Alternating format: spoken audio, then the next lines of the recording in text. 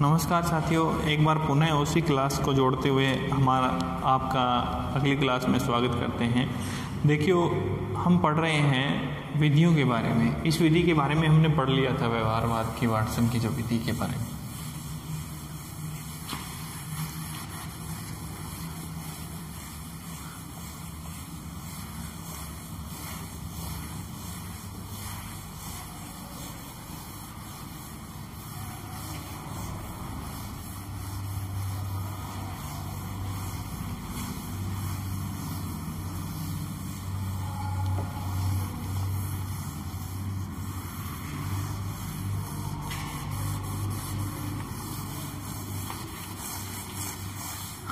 देखिए, अभी हमारी जो अगली विधि है वो प्रयोगात्मक विधि के बारे में पढ़ लिया हमने। बहिर्दर्शन विधि में जस्ट पिछले वीडियो में पढ़ा है।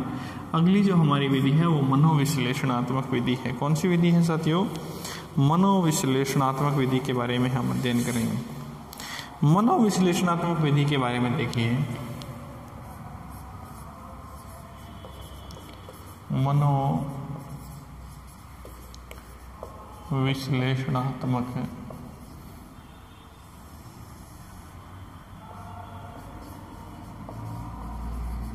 विधि। मनोविश्लेषणात्मक विधि में देखिए साथियों क्या होता है। इस मनोविश्लेषण, पहले तो इस शब्द को समझिए। मनोविश्लेषणात्मक शब्द है वो दो शब्दों से मिलकर के बना है, एक तो मन और दूसरा विश्लेषण। एक तो हमारे सामने है मन, दूसरा हमारे सामने है विश्लेषण। विश्लेषण का अर्थ होता है खंडन करना। दो चीजें, एक तो विश्लेषण होता है, दूसरा संश्लेषण होता है। संश्लेषण का अर्थ होता है जोड़ना और विश्लेषण का अर्थ होता है तोड़ना।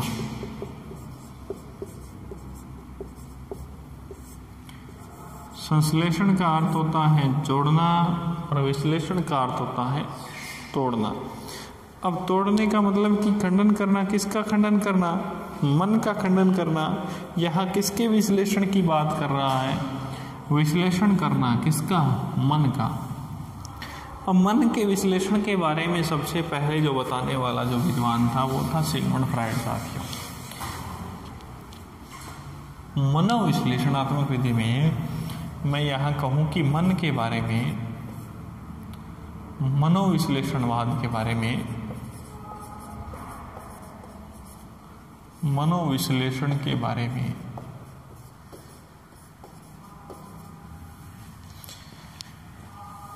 चर्चा करने वाला विद्वान, मनोविश्लेषण के बारे में बताने वाला, सर्वप्रथम बताने वाला,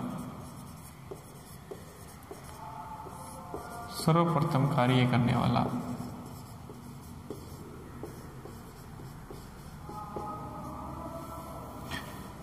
वाला विद्वान सिगमंड फ्रायड था साथियों। सिगमंड फ्रायड क्या था? वियना ऑस्ट्रिया का निवासी था। सिगमंड फ्रायड वियना ऑस्ट्रिया का निवासी था।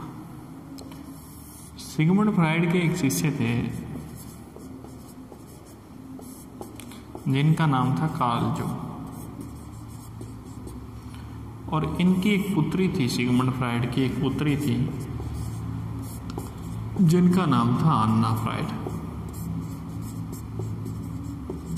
ये जो विश्लेषण, मनोविश्लेषणवाद के जो कार्य किया था, इन तीनों ने मिलकर के मनोविश्लेषणवाद के क्षेत्र में कार्य किया।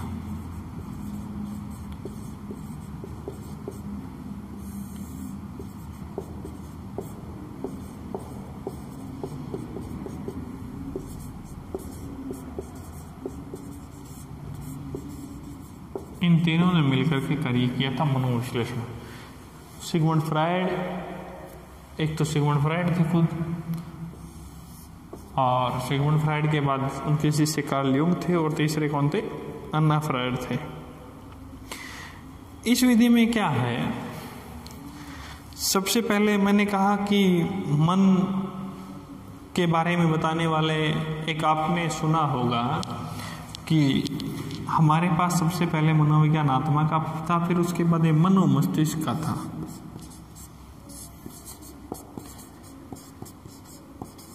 मन व मस्तिष्क का विज्ञान था।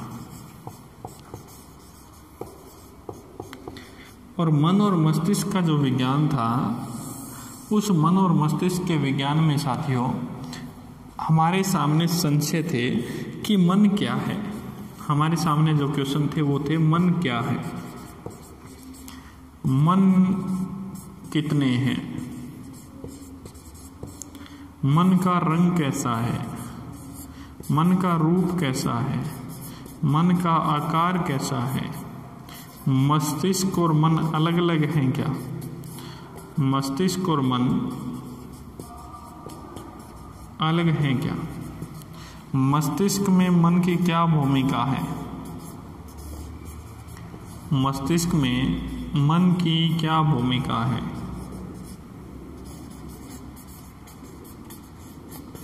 ये चीजें जो थी निकल करके आई थी, वो मन और मस्तिष्क के विज्ञान में आई थी साथियों। और जब इतने क्वेश्चन हमारे सामने खड़े हुए थे कि मन क्या है, मन कितने हैं, मन का कैसा रंग है, कैसा रूप है, कैसा आकार है, मस्तिष्क और मन अलग अलग हैं क्या, मस्तिष्क से मन की क्या भूमिका, ये जब हमारे सामने इतने क्वेश्चन आए थे साथियों, तो उस समय हमारे सामने मनोवैज्ञानिकों के सामने एक सबसे बड़ी समस्या ये उत्पन्न हुई थी कि कौन से मन की हम चर्चाएं कर रहे हैं, मन और चेतना अलग अलग है क्या। अब ये जब समाप्त हुआ था तो इसके तुरंत बाद में जो विज्ञान चला था वो चेतना का चला था। अब सिगमंड फ्रायड ने क्या किया था, ये जो मन और मनोविश्लेषणवाद किया, तो उन्होंने मन का विश्लेषण किया। सिगमंड फ्रायड ने मन का विश्लेषण किया और मन के विश्लेषण को उन्होंने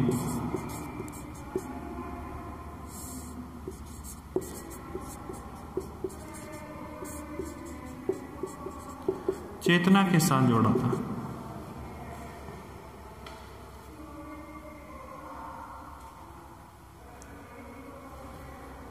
मन का विश्लेषण किया और मन के विश्लेषण को चेतना के साथ जोड़ा था सिगमंड फ्रायड ने। और चेतना के साथ जोड़ करके उन्होंने चेतना के 3 प्रकार बताए थे साथियों।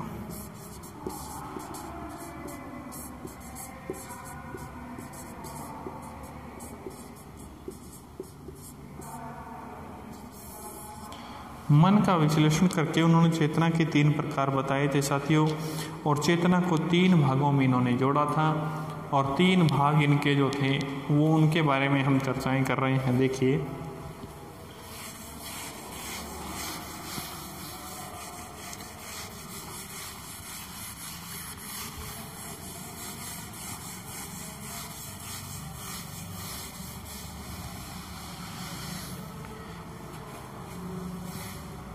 मनोविश्लेषणवाद में देखिए,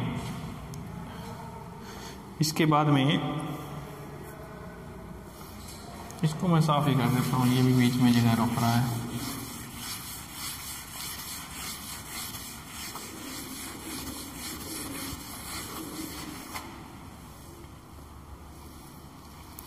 मनोविश्लेषणवाद में इन्होंने मनोविश्लेषणवाद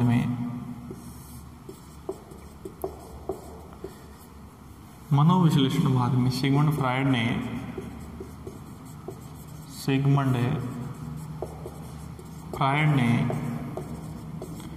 चेतना के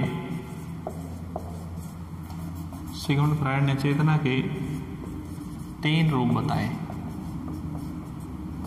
कितने रूप बताए? 3 बताए साथियों। और 3 जो रूप बताए थे इन्होंने वो इस तरीके से बताए थे। देखिए साथियों, एक था चेतन, हमारे सामने जो था चेतन, दूसरा था अर्धचेतन और तीसरा जो था वो था अचेतन। ये 3 रूप इन्होंने बताए थे, चेतन, अर्धचेतन और अचेतन।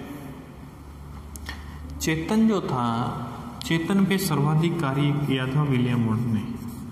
सर्वाधिक कार्य करने वाले विलियम वुंट थे।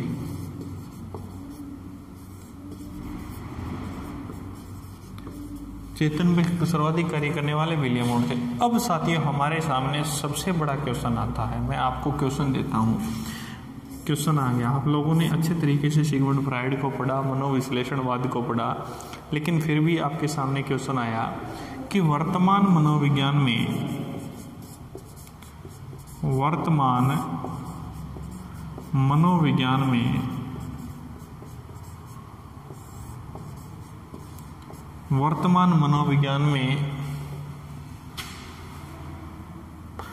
चेतना के किस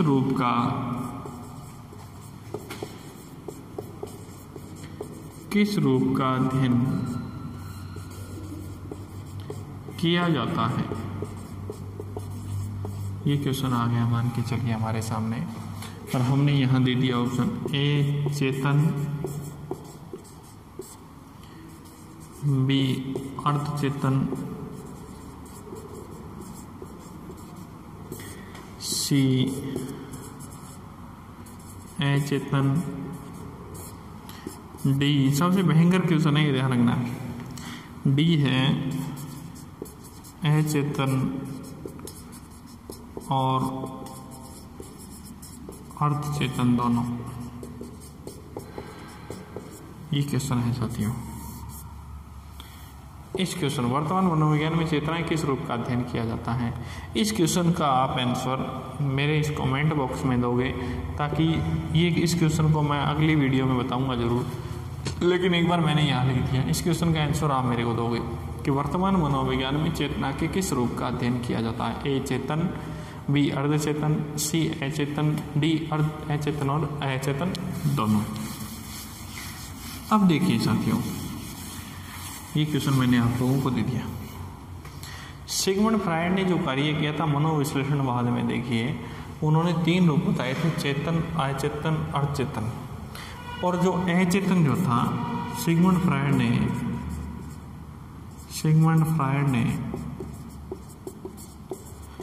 अचेतन पर कार्य किया, अचेतन पर कार्य किया, जबकि चेतन पे किसने किया था? सर्वाधिक कार्य करने वाले कौन थे? विलियम वुंट थे। विलियम वुंट विलियम जेम्स के शिष्य थे साथियों, ये बताया था। अब क्या है कि चेतना को किस रूप में कर लिया जाता है, चेतना को किस दृष्टि से रखा जाता है, समायोजन में जो मनोविश्लेषणवाद है वो किस तरीके से भूमिका निभाता है। देखिए चेतना के बारे में हम पढ़ते हैं, इसको मैं एक बार पुनः साफ करता हूँ।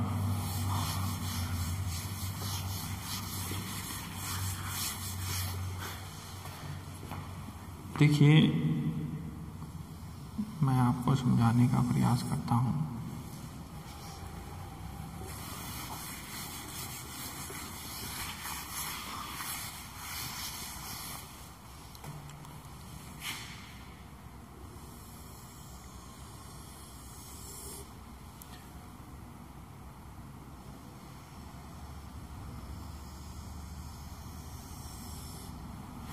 ये है, मान के चलिए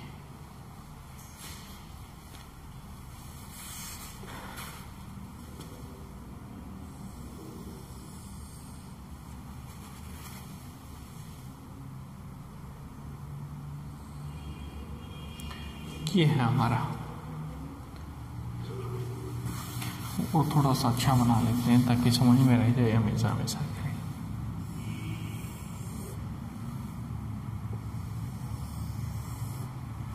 ये है, मान के चलिए, ये सही क्यों नहीं बढ़ रहा भाई प्यारे विद्यार्थियों?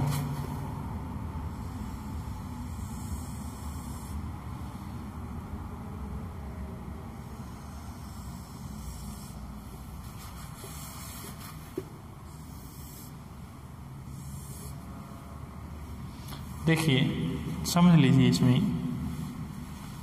कि ये जो हमारा स्वरूप है, ये जो हमारा स्वरूप है, इसमें मुख्य रूप से मैं यहाँ लिखूं, ये हमारा है अचेतन, और ये जो बीच का जो स्वरूप है, ये जो बीच का जो स्वरूप है, ये हमारा है अर्धचेतन। और इससे जो नीचे का जो स्वरूप है, ये है हमारा चेतन। ये तीन रूप। और जो चेतना के जो स्वरूप है वो क्या है कि किसी एक वो मानेंगे व्यक्तित्व से जुड़े हुए हैं। मैं यहाँ लिखूं कि चेतना के जो भाग, चेतना के भाग व्यक्तित्व के तीन भागों से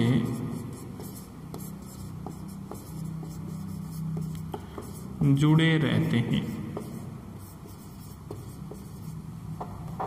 चेतना के जो भाग हैं वो व्यक्तित्व के तीन भागों से जुड़े रहते हैं। और तीन भाग कौन से हैं? सबसे पहले यहाँ है ईद, दूसरा यहाँ पे है ईगो, और तीसरा है सुपर ईगो। ये तीन है। ईद को हम कई पुस्तकों में लिखा हुआ मिलता है हमें एकदम, और ईगो लिखा हुआ मिलता है हमें, जिसे हम कहते हैं अहम।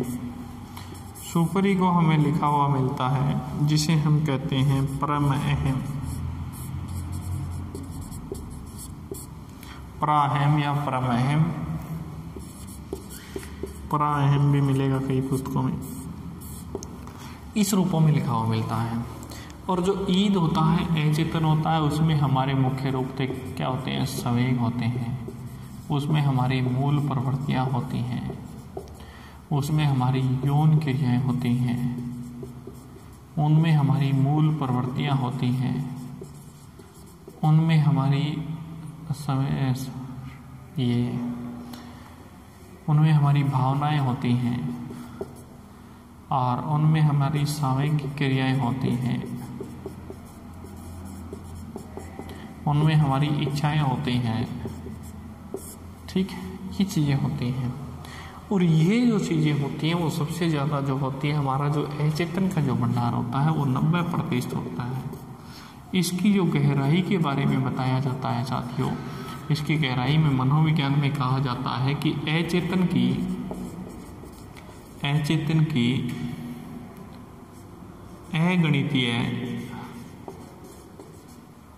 अगणितीय गहराई है। अचेतन की क्या है? अगणितीय गहराई है। उसके बाद में अर्धचेतन का स्वरूप हो गया और ये चेतन का स्वरूप हो गया। अब क्या होता है, इनको व्यक्तित्व के तीन भागों से जोड़ा जाता है। ये 90% हो गया, और ये जो दोनों मिलकर के 10% होता है। कौन सा? ये अर्धचेतन और अचेतन दोनों मिलकर के।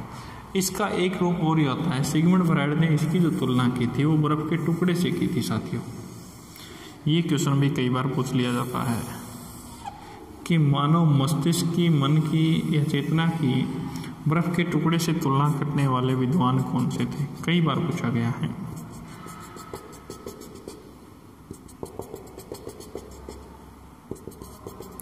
ये मान के चलिए कोई पात्र है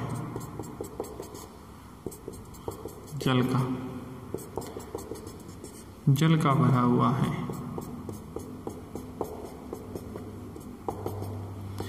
अब इस भरे हुए जल में कोई बर्फ का टुकड़ा डाल दिया जाए, ये मान के चलिए बर्फ का टुकड़ा है, ठीक है। और ये जो बर्फ का टुकड़ा है वो यहाँ तक मान के चलिए कि बर्फ जो है वो पानी डूबा रहता है, और इसका जो अधिकतर भाग है वो पानी में डूबा रहता है। अधिकतर भाग किस में डूबा रहता है? पानी में। नहीं सॉरी, अधिकतर भाग बाहर, अधिकतर भाग जो है वो पानी में डूबा रहता है। इसी तरीके से बनाया हमने। और ये जो बाहर का भाग है इसे इन्होंने कहा चेतन। ये जो बीच का जो हिस्सा है इसे कहा इन्होंने अर्धचेतन। और ये जो नीचे का हिस्सा है इससे इन्होंने कहा अचेतन। अचेतन 90% था और चेतन 10% था। अब ये कोई बात अलग तरीके से नहीं थी, केवल इन्होंने समझाने का प्रयास किया था। अब इसी से क्वेश्चन बन करके आता है कि मानव मस्तिष्क की तुलना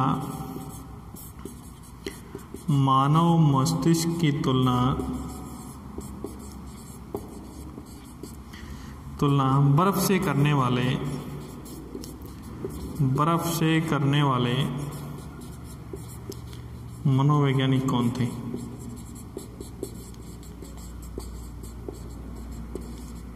थे? सिगमंड फ्रायड थे। इन्होंने बर्फ से तुलना की थी। और ये मैंने आपको वैसे ही समझाने के लिए प्रयास किया है कि ईद, ईगो, सुपर ईगो किस तरीके से अपने रूप में क्रियाएं करती हैं। तो यहाँ पे संवेग, मूल प्रवृत्तियाँ, यौन क्रियाएं और भावनाएं, संवेग क्रियाएं, मूल प्रवृत्तियाँ दोबारा आ गया। ये जो क्रियाएं हैं, ये जो चीज़ें हैं, ये चीज़ें क्या होती हैं? जब हमारा हार्ट फेल होता है, जब हमारा ईद यानी अहम अचेतन जब हमारा फेल होता है, तो ये अर्धचेतन का दरवाज़ा तोड़ करके चेतन में आने का प्रयास करती हैं। अचेतन से अर्धचेतन के रास्ते होकर के चेतन में आने का प्रयास कर देते हैं। और जब ये अचेतन से अर्धचेतन के रास्ते होकर के चेतन में प्रवेश कर जाती हैं तो प्राणी ऐसी कुछ क्रियाएं करता है। अब प्राणी, इसमें क्या पूछा जाता है? मनोविश्लेषणात्मक विधि में 2 शब्द आते हैं साथियों। अब क्वेश्चन पूछ लिया जाता है कि ये जो चीज़ें हैं ये किस में शामिल की जाती हैं? सारी की सारी 90% अचेतन में शामिल की जाती हैं। आप लोगों ने एक चीज़ ध्यान दी होगी, मैंने कई दिन पहले एक चीज़ भी लगाई थी अपने स्टेटस पे कि प्राणी को कई बार सपने आते हैं, और जब सपने आते हैं तो प्राणी उन सपनों में अपने आप को पता नहीं कहाँ अपने आप को ले जाया हुआ महसूस करता है। और जब अपने आप को कहीं ले जाया हुआ महसूस करता है और उस समय उसकी डेथ हो जाती है, मान के चलिए सपने में किसी प्राणी की डेथ हो जाती है, और उसकी डेथ होने के पश्चात उसकी आंखें खुलती हैं, क्योंकि प्राणी की जो मृत्यु है उस मृत्यु के से आगे मस्तिष्क भी नहीं जानता, क्योंकि मस्तिष्क हमारा वहीं तक काम करता है। और जब अचेतन क्रिया में हम थे वहाँ उस समय जब सपने ले रहे थे उस समय हमारे भाव, विचार, अपने जो इच्छाएं थी वो कार्य कर रही थी। और जब वो हमें सपने आए, वो सपनों का जो अंतिम स्वरूप आया जिस समय हमारी मृत्यु हुई, और मृत्यु होने के तुरंत पश्चात हमारी आंखें खुली, यानी कहने का मतलब जो हमारा जो मस्तिष्क है वो मस्तिष्क भी नहीं जानता हमारी मृत्यु के पश्चात क्या है, आगे की क्रियाएं क्या है। अब इसमें साथियों 2 शब्द आते हैं, देखिए, एक आता है समन, दूसरा आता है दमन। ये 2 चीज़ें हैं। इनको समझने से पहले मैं इसको दोबारा से रिवाइज कर देता हूँ। इनके बारे में हम अगली वीडियो में चर्चाएं करेंगे साथियों। कि मनोविश्लेषण विधि, मनोविश्लेषण से पहले मैंने आपको एक विधि करवाई थी इससे पहले की वीडियो में, वो थी बहिर्दर्शन विधि। बहिर्दर्शन विधि में इतना ही याद रखना है कि बहिर्दर्शन विधि के प्रतिपादक थे जॉन ब्रॉड्स वाटसन, और बहिर्दर्शन विधि को निरीक्षण विधि, अनियंत्रित निरीक्षण विधि, ऑब्जर्वेशन मेथड, अवलोकन विधि, एक्सट्रोस्पेक्शन मेथड आदि उपनामों से जाना जाता है। पिछली बार 2nd ग्रेड में आया था कि एक्सट्रोस्पेक्शन विधि के इंट्रोस्पेक्शन विधि के इंट्रोस्पेक्शन मेथड विधि के प्रवर्तक कौन थे? उन्होंने बाकायदा इस तरीके से लिख दिया था कि इंट्रोस्पेक्शन, ये लिख दिया था यहाँ तक। अब इंट्रोस्पेक्शन यहाँ पे ही जो लिखा है ये अंतर्दर्शन विधि का स्वरूप है। हिंदी में जरूर नहीं कि इसी एक ही नाम से पूछेगा, ये कुछ एक नाम, और इसका इंट्रोस्पेक्शन अंतर्दर्शन का है तो बहिर्दर्शन का कौन सा रहेगा? एक्सट्रोस्पेक्शन रहेगा। तो इस विधि में इन नामों से उन्होंने जाना। और इस विधि के अलावा हम बात करें तो साथियों देखिए, इंट्रोस्पेक्शन बहिर्दर्शन विधि में हम बात करते हैं तो सिग्मा जॉन ब्रॉड्स वाटसन इस विधि के प्रवर्तक थे, अमेरिका के निवासी थे। वाटसन व्यवहारवाद के जनक कहलाते हैं। व्यवहारवाद के क्षेत्र में कार्य करने का सबसे ज़्यादा नाम है वो वाटसन का रखा जाता है साथियों। उसके बाद में देखिए हमने दूसरी विधि के बारे में चर्चाएं की थी, मनोविश्लेषणात्मक।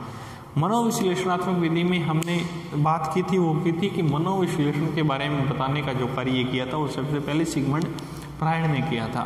और सिगमंड फ्रायड के कार्यों को यहाँ एक बात लिख देता हूँ, देखिए सिगमंड फ्रायड के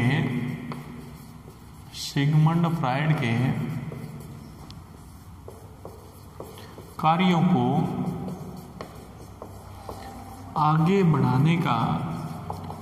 बढ़ाने या सही दृष्टिकोण दिलाने का कार्य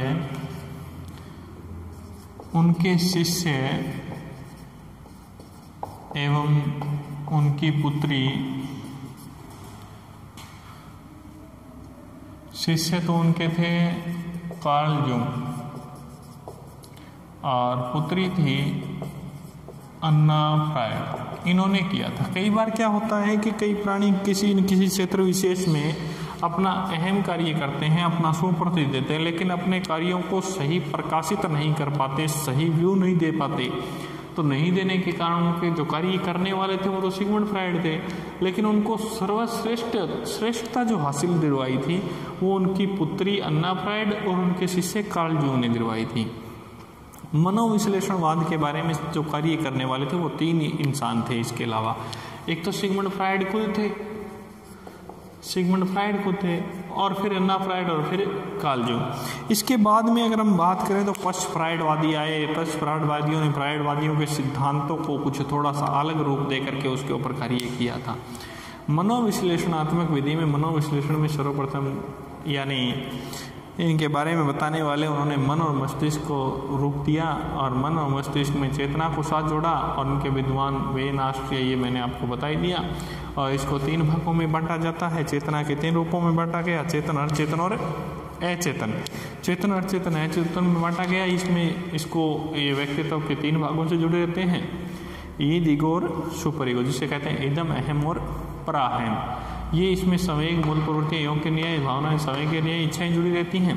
और ये जब फैल होता है तो यहाँ पे अचेतन से टकरा के चेतन में आ जाती हैं। और ये मानव मस्तिष्क की तुलना बर्फ के टुकड़े से करने वाले एक विद्वान थे जिनका नाम क्या है, सिगमंड फ्रायड है। धन्यवाद साथियों, मिलते हैं अगले वीडियो में नई विधि के साथ।